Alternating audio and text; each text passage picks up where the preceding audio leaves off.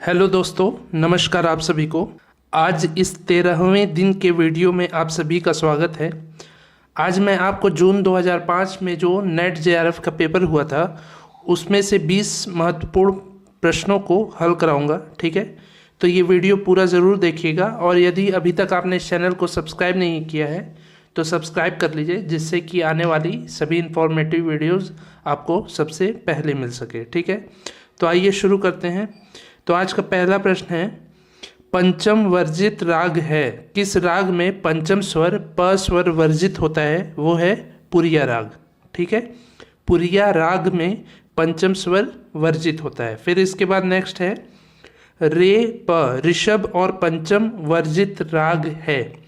कौन सा ऐसा राग है जिसमें ऋषभ और पंचम दोनों स्वर वर्जित होते हैं? तो वो है चंद्र कौंस राग। ठीक है, फिर नेक्स्ट है, पंडित वी जी जोग का निधन हुआ। पंडित वी जी जोग जी का निधन कब हुआ? 31 जनवरी 2004। ठीक है, 31/1/2004 को पंडित वी जी जोग जी का निधन हुआ था। ठीक है, फिर नेक्स्ट है, भारतीय संगीत एक ऐतिहासिक विश्लेषण पुस्तक के लेखक हैं। तो भारतीय संगीत एक ऐतिहासिक विश्लेषण पुस्तक के लेखक कौन है? प्रोफेसर स्वतंत्र बाला शर्मा। प्रोफेसर स्वतंत्र बाला शर्मा जी भारतीय संगीत एक ऐतिहासिक विश्लेषण पुस्तक के लेखक हैं। ठीक है, फिर इसके बाद नेक्स्ट है, औड़व राग जिसमें दोनों गंधार व दोनों निषाद स्वर का प्रयोग किया जाता है। ठीक है, कौन सा ऐसा राग है जिसमें दोनों ग और दोनों नी स्वर का प्रयोग किया जाता है? मतलब शुद्ध गंधार, कोमल गंधार और शुद्ध निषाद, कोमल निषाद। ठीक है, इन चारों स्वरों का प्रयोग किया जाता है, तो वो है जोग कौंस राग। तो ये हो गया 5 प्रश्न। इसके बाद आता है 6वां प्रश्न, पटदीप जो काफ़ी थाट का राग है उसे गाते हैं। पटदीप राग जो है वो काफ़ी थाट का राग है, उसको धनाश्री अंग के साथ गाते हैं। ठीक है, फिर नेक्स्ट है, सारे ध सा। ठीक है, सारे ध जो है ये मंद्र सप्तक का है और सारे सा जो है वो मध्य सप्तक का है। तो सारे ध सा राग सूचक स्वर है दुर्गा राग का। दुर्गा राग में ये मुख्यतः स्वर प्रयोग किए जाते हैं, सारे ध सा। फिर नेक्स्ट है, भैरव थाट के औड़व जाति का राग है।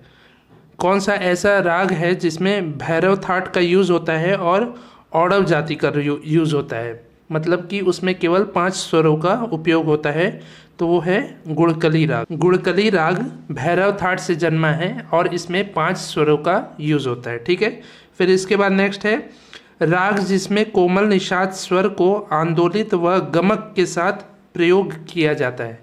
कौन सा ऐसा राग है जिसमें कोमल निषाद स्वर को, कोमल नी स्वर को आंदोलित और गमक के साथ प्रयोग किया जाता है? तो वो है मियाँ मल्हार राग। मियाँ मल्हार के कोमल निषाद स्वर को आंदोलित और गमक के साथ प्रयोग किया जाता है। फिर इसके बाद नेक्स्ट है, रे प की संगति होती है। ऋषभ और पंचम की संगति किस राग में होती है? तो कल्याण और कामोद राग में इसकी संगति होती है। ठीक है, तो ये हो गए आज के 10 प्रश्न। इसके बाद नेक्स्ट 11वां प्रश्न आता है, इक्वल टेम्पर्ड स्केल में स्वरों का अंतराल है। इक्वल टेम्पर्ड स्केल जो पाश्चात्य संगीत का स्केल है, पद्धति है, इसमें स्वरों का अंतराल होता है समान दूरी पर। ठीक है, फिर इसके बाद नेक्स्ट है, ऑक्टिव इंटरवल का अंतराल। ऑक्टिव इंटरवल ये भी पाश्चात्य संगीत का है, इसका अंतराल होता है 1:2। ठीक है, 1:2 में ऑक्टिव इंटरवल का अंतराल होता है। फिर इसके बाद नेक्स्ट है, षडज पंचम, षडज मध्यम और षडज गंधार का अंतराल होता है। ठीक है, साप सम और साग का अंतराल होता है पूर्ण संवादी। ठीक है, फिर इसके बाद नेक्स्ट है, टाइम सिग्नेचर और की सिग्नेचर का प्रयोग होता है। टाइम सिग्नेचर और की सिग्नेचर का प्रयोग होता है पाश्चात्य संगीत पद्धति। पाश्चात्य संगीत पद्धति में टाइम सिग्नेचर और की सिग्नेचर का प्रयोग होता है। फिर इसके बाद नेक्स्ट है, ऑक्टिव इंटरवल की मान्यता है। तो ऑक्टिव इंटरवल की मान्यता किसमें है? पाश्चात्य संगीत में। ऊपर आपने देखा है कि ऑक्टेव इंटरवल का अंतराल क्या होता है, 1:2, ठीक है। और नीचे है ऑक्टेव इंटरवल की मान्यता है, तो वो पाश्चात्य संगीत में है, जैसा कि मैंने पहले भी आपको बताया है। इसके बाद नेक्स्ट प्रश्न आता है 16वां, षड्ज पंचम षड्ज मध्यम भाव की मान्यता है, तो किस पद्धति में षड्ज पंचम और षड्ज मध्यम भाव की मान्यता होती है, तो वो है भारतीय संगीत पद्धति में, ठीक है। भारतीय संगीत पद्धति में षड्ज पंचम षड्ज मध्यम भाव की मान्यता होती है, ठीक है। फिर इसके बाद नेक्स्ट है कॉर्ड्स का प्रयोग होता है। कॉर्ड्स का प्रयोग किस में होता है, पाश्चात्य हारमोनी में होता है। पाश्चात्य हारमोनी में कॉर्ड्स का प्रयोग होता है। इसके बाद नेक्स्ट है नाद की संगीत उपयोगिता निर्भर होती है, तो वो किस पर निर्भर होती है, मूल नाद से पैदा होने वाले सहायक नादों पर, ठीक है। फिर नेक्स्ट है क्रमानुसार सही क्रम बताना है कि कौन सा पहले आया है कौन बाद में आया है। तो सबसे पहले आया है ध्रुवा गायन, फिर जाति गायन, फिर प्रबंध गायन, ध्रुपद, ख्याल, ठुमरी, टप्पा, दादरा, ठीक है। ये अनेक एग्जामों में पूछे जा चुके हैं।